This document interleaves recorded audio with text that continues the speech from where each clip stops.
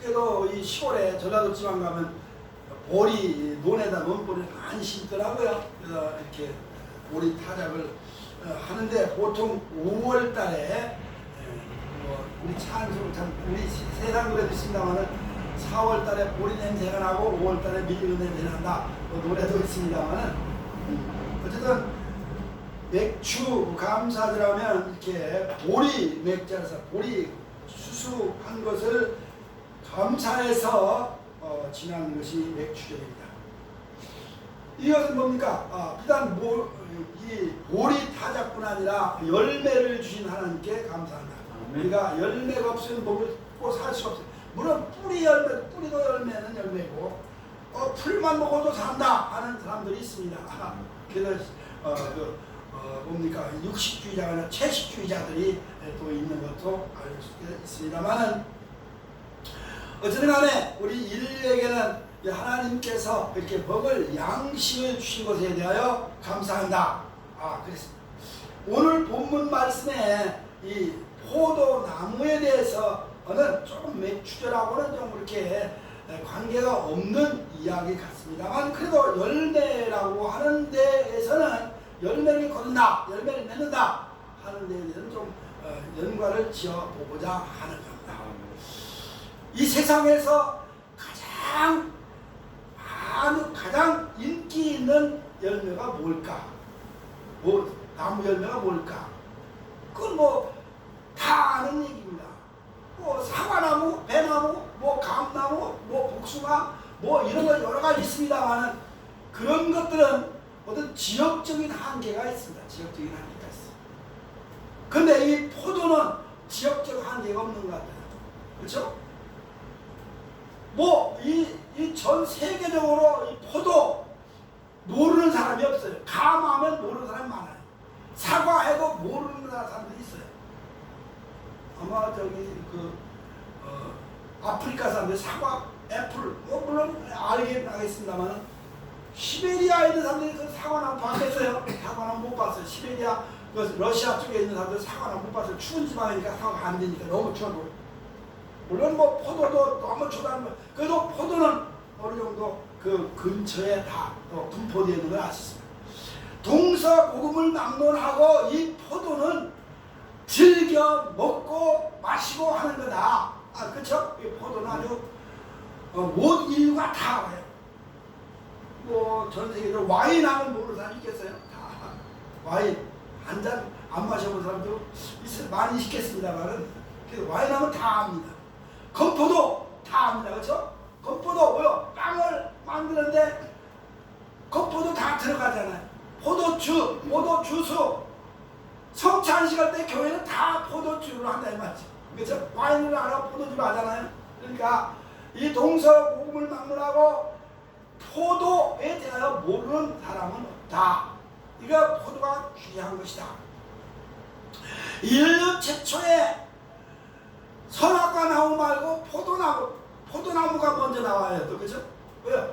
노아가 포도나무를 재배해서 포도주를 또 포도를 술 담가서 먹고 취해서 실수를 했습니다만은 그 뒤에 물론 창세기 3장에 무화과나무라는 말은 있습니다만은 그렇게 무화과나무가 많이 그걸 따서 먹고 취해서 했다는 말은 없습니다.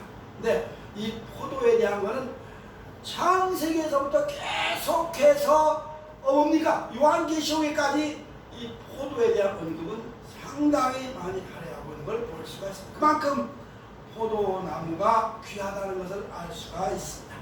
이 포도나무는 어떻게 보면 이스라엘의 상징적 그런 어떤 의미가 있습니다. 이스라엘에 대한 상징적 의미가 있습니다. 왜요? 이사야서 5장에 보면 이스라엘 민족을 향하여 내가 이 땅에 기름진 땅에 뭘 심었다? 극상품 포도를 심었는데 어째서 덜 포도를 맺느냐 하는 그런 얘기가 있습니다. 여기에 기름진 땅은 어디입니까? 가나안 땅을 얘기하는 거잖아요. 가나안 땅. 그죠? 가나안 땅은 기름진. 그래서 하나님의 약속의 땅이 가나안 땅이니까 가나안 땅에 기름진 땅을 내가 줬는데 너희는 이 포도는 극상품 포도는 하나님을 믿는 사람들이잖아요. 하나님의 백성을 상징하는 거죠.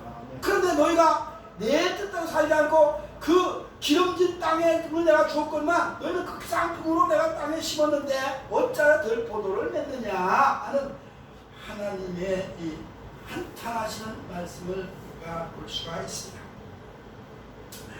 오늘 우리는 이 성도의 삶의 법칙과 가치에 대한 이 포도나무와 포도 열매에 대해서 이렇게 인간의 삶에 정말 성도의 삶의 가치 그 법칙이 뭐이고 또 가치가 뭔가를 한 번 더 생각을 해 보려고 합니다. 이 포도나무 어느 어디까지나 이 하나님의 은혜의 그런 어떤 수단으로 비유를 하고 있는 걸 볼 수가 있습니다. 하나님의 은혜와 축복을 비유로 하고 있다 하는 것을 볼 수가 있습니다. 예수님도 이 포도에 대해서 비유를 많이 하면서 포도원에 대한 것도 이야기를 하고 있습니다.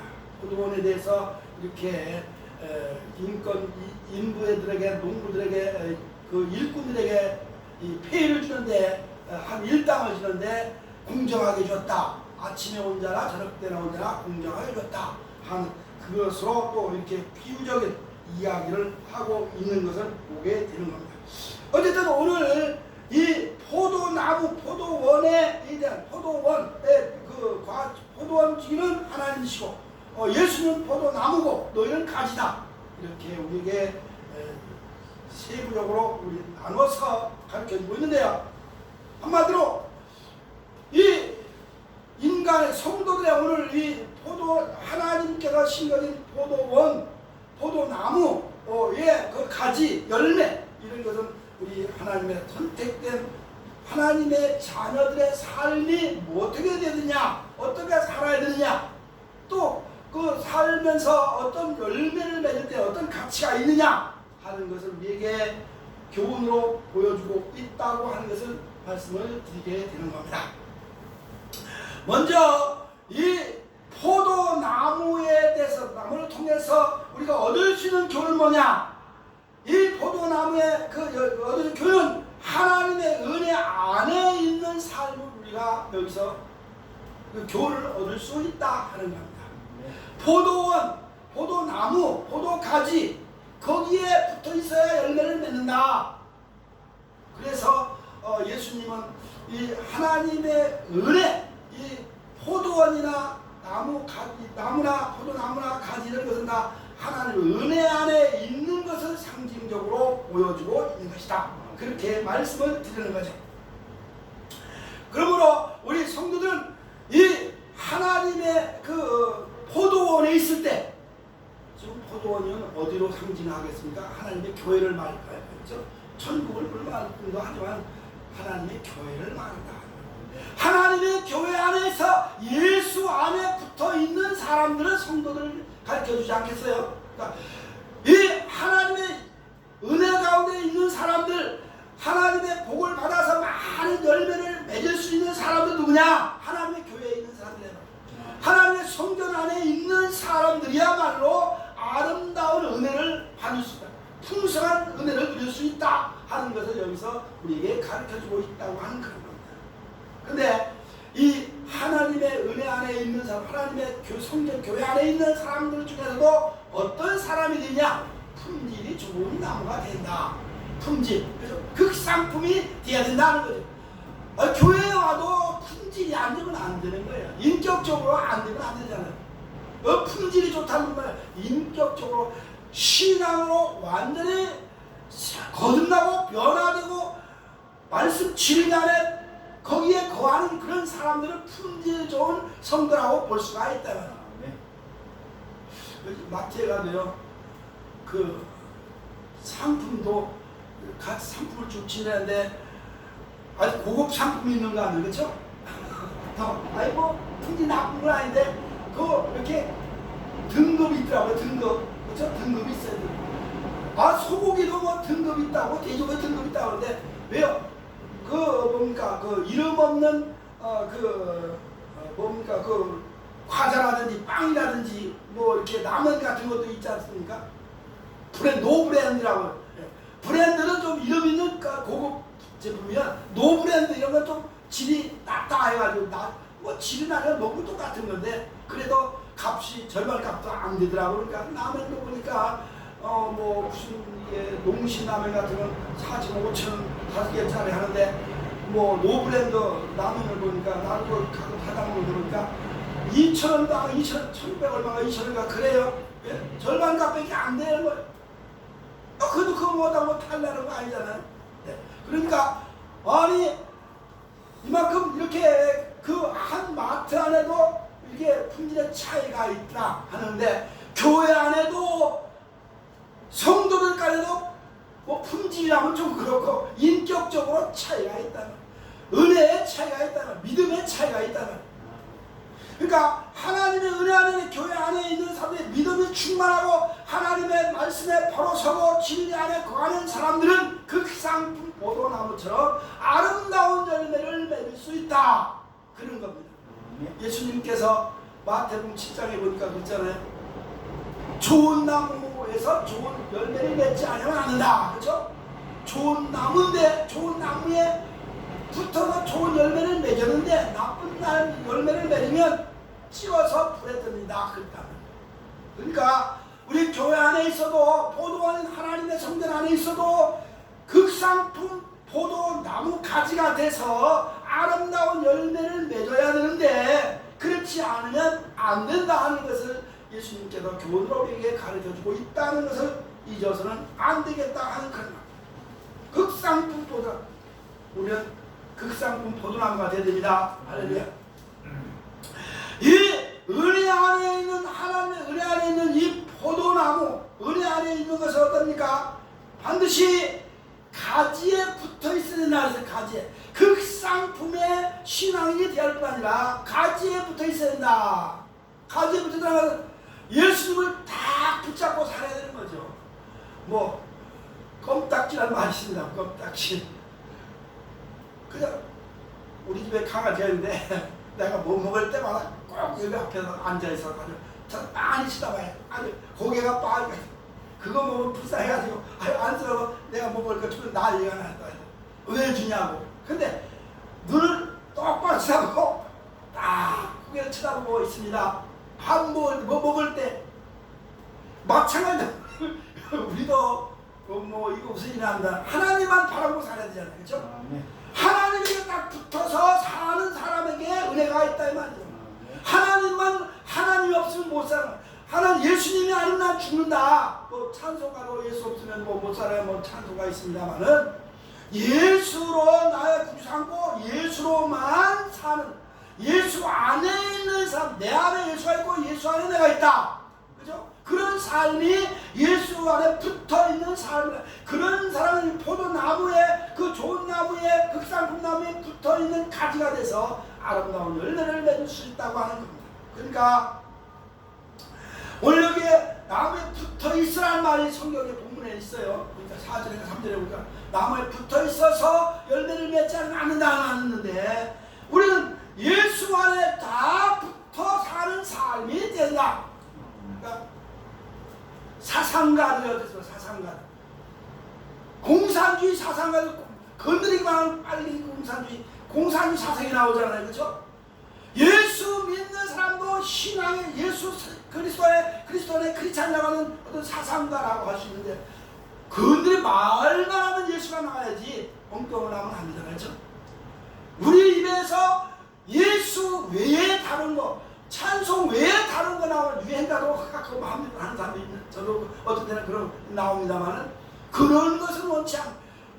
야고보서에 한 입에서 쓴물과 단물이 찬송과 조조가 나올 수 없다는 말도 있습니다만은 우리는 예수 안에 붙어서 예수로만 사는 사람들이 아름다운 열매를 맺을 수 있다는 거죠. 그렇죠?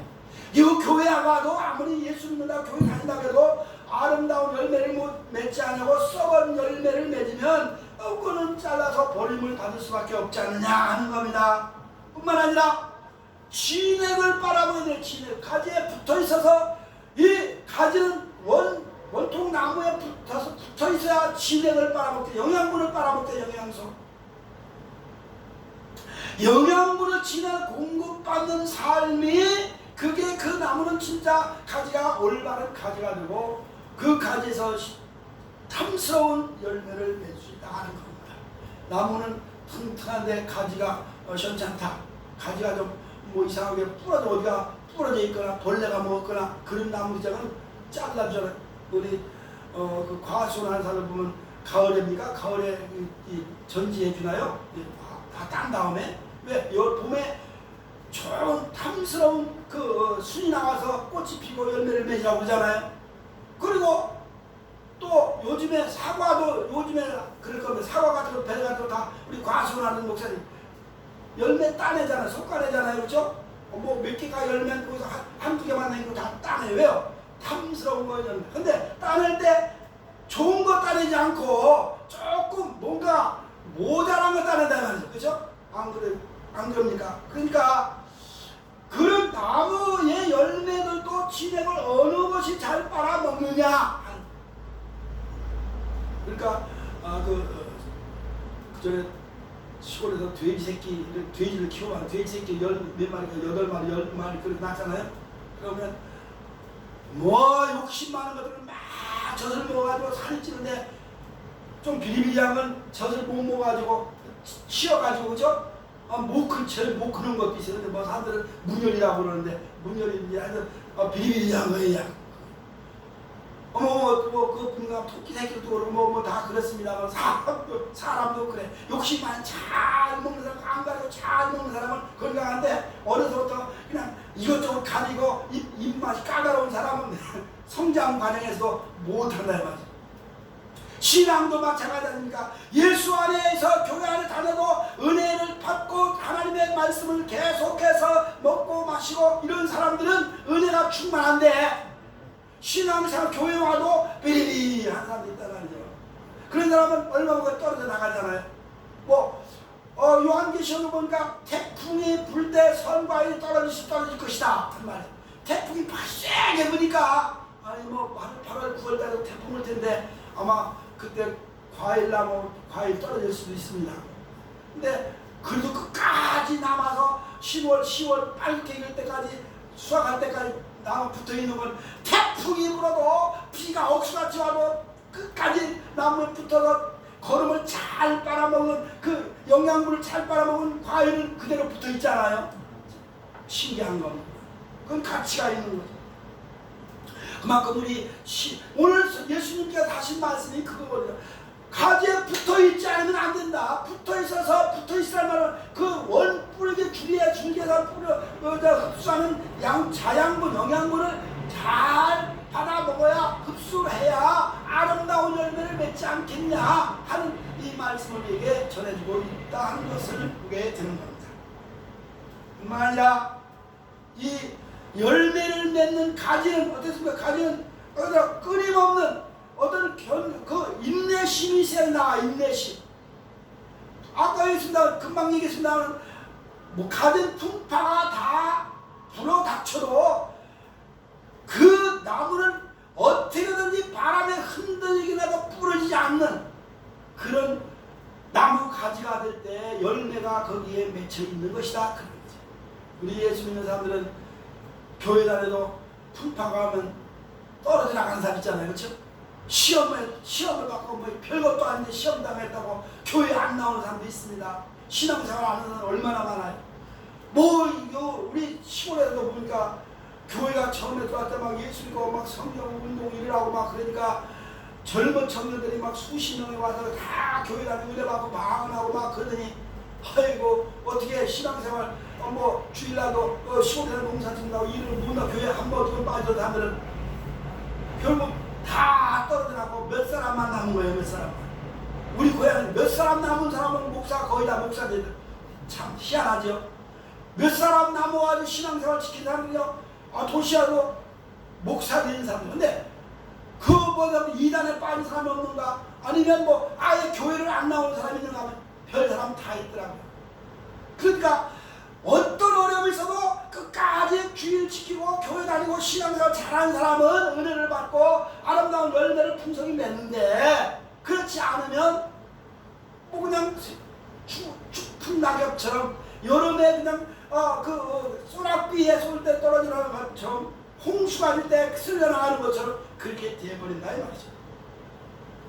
그러니까 우리 이 가지에 붙어있는 어떤 바람이 불어 태풍 불고 부러지거나 잘려나가지 않고 끝까지 붙어있는 것은 그 나무의 힘도 있어야 된다. 그만큼 나무가 튼튼하게 자리를 잡고 있기 때문에 그런 것이 아니냐 하는 겁니다. 에이, 그거는 뭐 어떤 재수가 좋아서 남아있는 거지, 뭐 태풍 불어대 꼭 남아있다는 거 있어요. 어떤 건 전부도 다 부러지더만 뭐 그럴 수 있습니다만, 그래도 대개 부러지는 나무는 뭔가가 그 가지에 해충이 먹었다든지 뭔가가 좀 부족한 면이 있더라 이 말이지.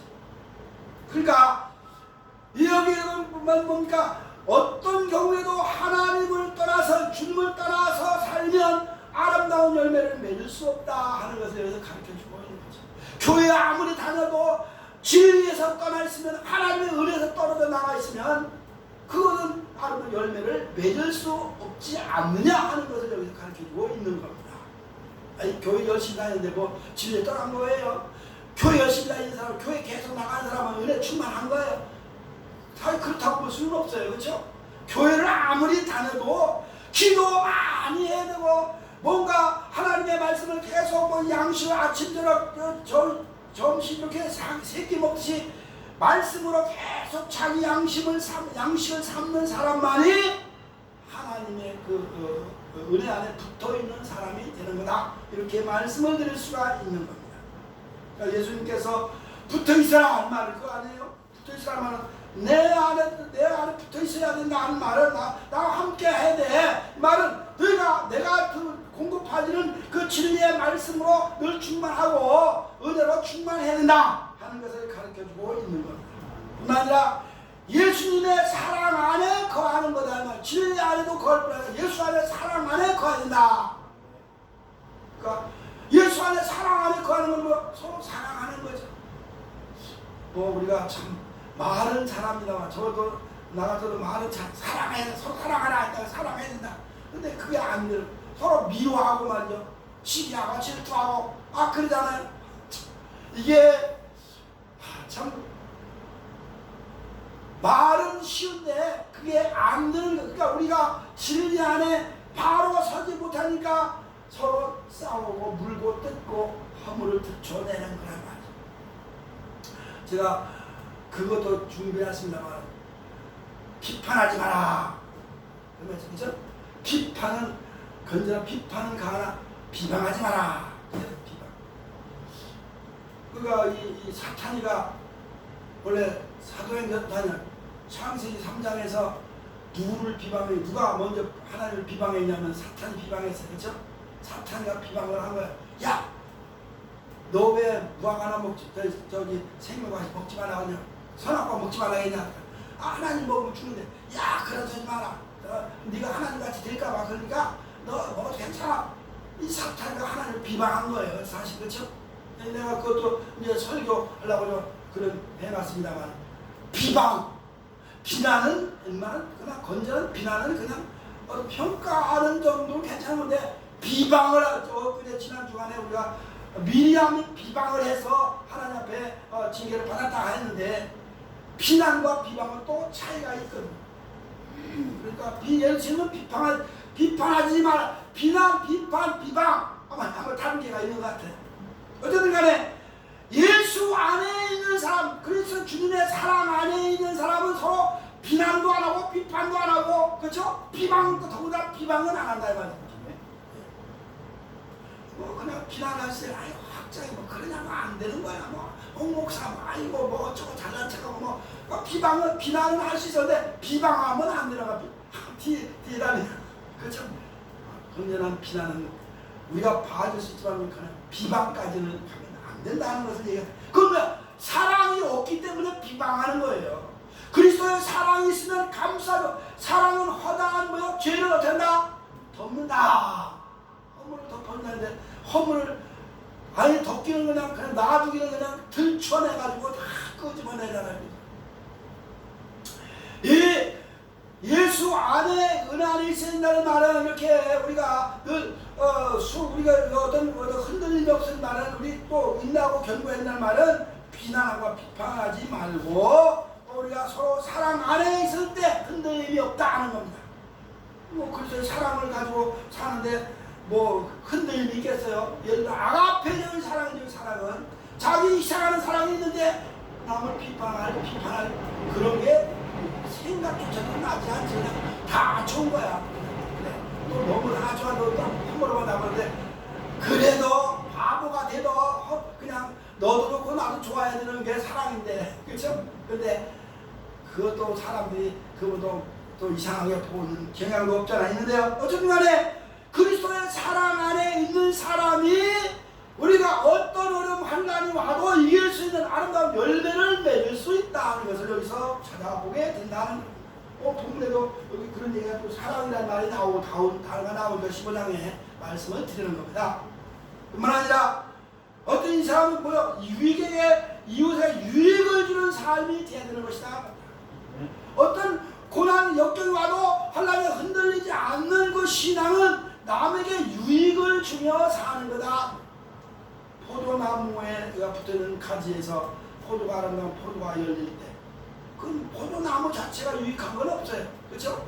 포도나무가 자기가 뭐 포도 따서 그거를 땅에다 흘리려고 다시 영양분을 빨아먹는 게 아니라 뭐요? 사람들에게 유익을 주는 거예요. 그 포도 열렸던 건 다음에 가을에 하면 잘라버렸고 다른 새순이 나오게 하는 거잖아요.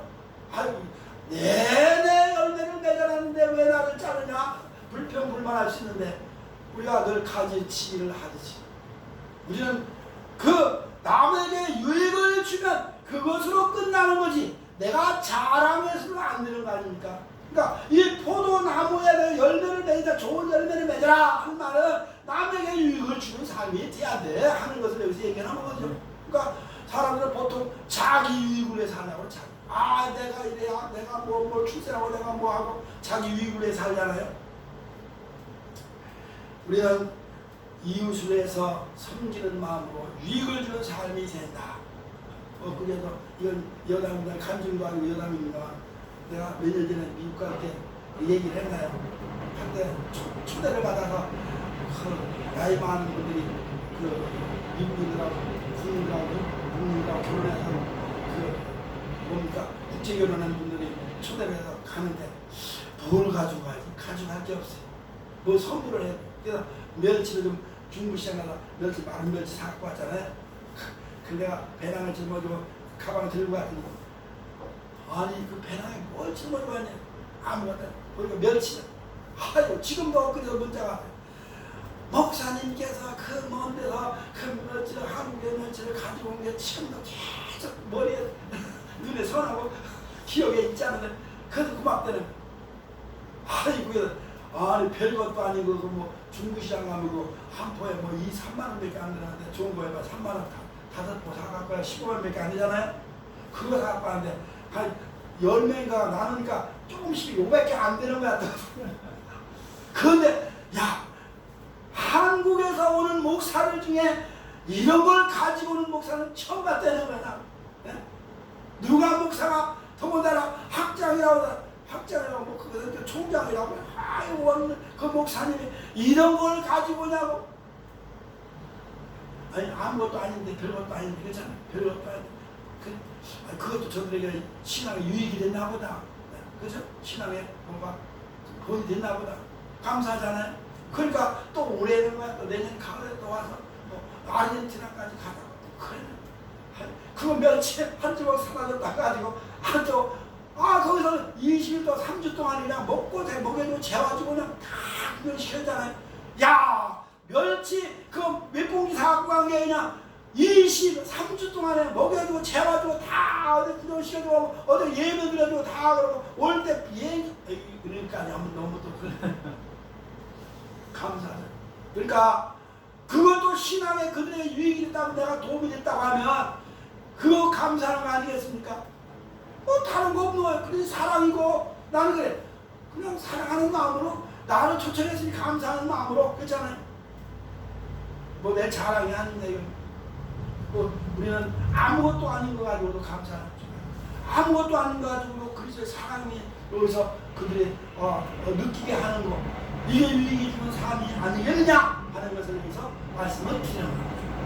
여기서 우리가 또 한 가지, 너희가 인간의 우리가 삶의 법칙은 이렇게 하나님의 은혜 안에 있어야 되고, 어떤 흐름이 있어도, 어떤 고난 환난이 와도 항상 남의 유익을 줄 수 있는 그런 믿음의 사람이 되어야 된다는 것을 여기서 우리가 사람의 성도의 삶의 법칙을 말하는 것을 여기서 보여주게 되는 거고요.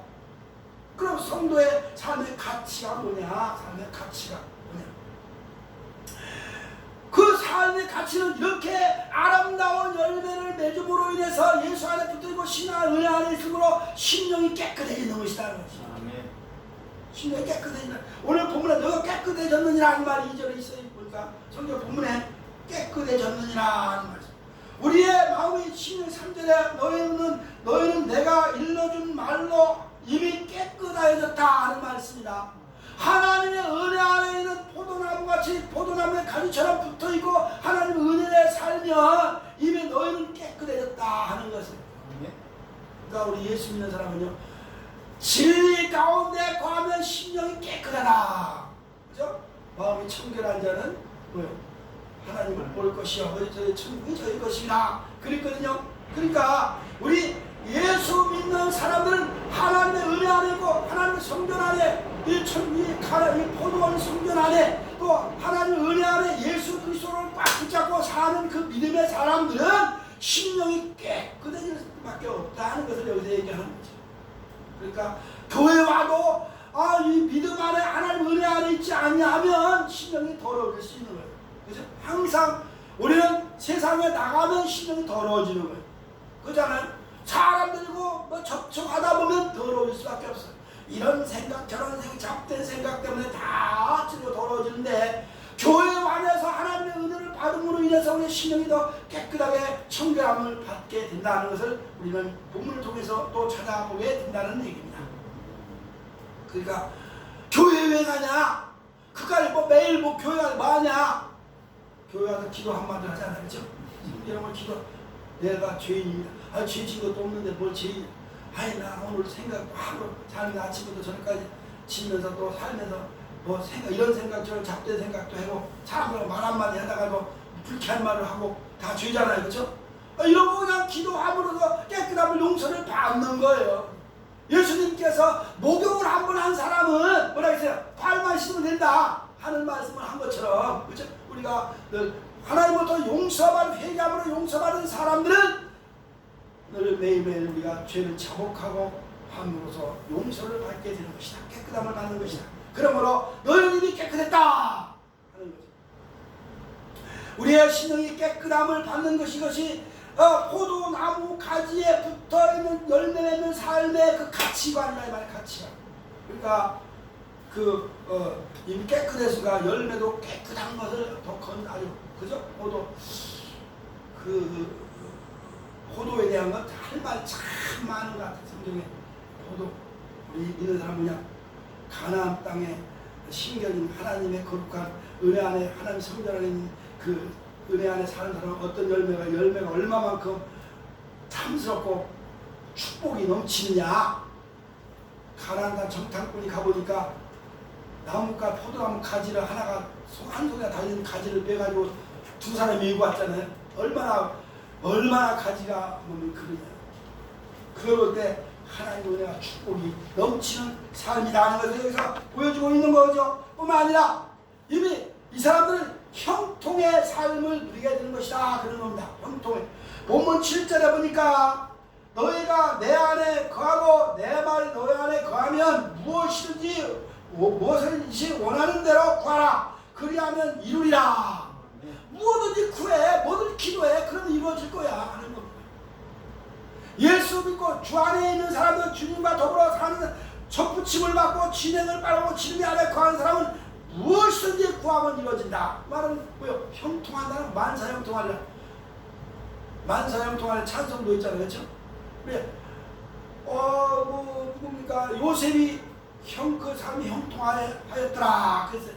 그러니까 요셉은 그 형들에게 팔려가면서도 그는 그 미디안 보디발의 집에가 아니 애굽의 그 누굽니까 보디발의 종의 집에 종이 돼서도 하나님을 믿는 그 믿음이 떠나질 않았던 거죠. 그러니까 하나님께서 그에게 복을 줘서 형통하는 사람이 없다.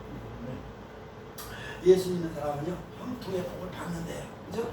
예수 잘 믿어보세요. 그러면 형통한다는 거지. 만사 형통하자 찬송을 부르는데 왜 우리 의심하겠습니까? 그죠? 찬송한 만큼 믿음을 가질 때 하나님께서 우리에게 형통한 삶을 주실 줄 믿습니다. 오늘 그 기도에 대한 걸 구하라. 마태복음 7장 7절 구하라 주실 것이요. 구하고 기도 외에는 이런 유가 나을 거 없다. 기도에 대한 건 너무나 많으니까 여기서 일일이 다 말씀을 드릴 수가 없습니다만은 어쨌든 간에 이렇게 하나님의 은혜 아래 사는 사람은 형통하는 은혜를 받게 돼. 깨끗함, 심령이 깨끗할 뿐 아니라 그는 심령이 깨끗해야 또 형통한다는 거예요. 또 그러니까 더러운 그릇에 좋은 거 음식을 담아주진 않을까. 그것도 깨끗한 그릇에 담아줄 거 아닙니까? 만이라 어떠입니까? 만사가 형통하니까 뭐요? 마음이 기쁜 거예요. 기쁨이고 마음이 기쁩니다. 여기 너의 기쁨에 충만하리라는 말씀이 있습니다. 오늘 본문에 쭉 들어가면 그러니까 11절에 내가 이것을 너에게 알려준 것은 내 기쁨이 내 기쁨이 너희 안에 너의 기쁨을 충만하게 하려 함이라. 그러니까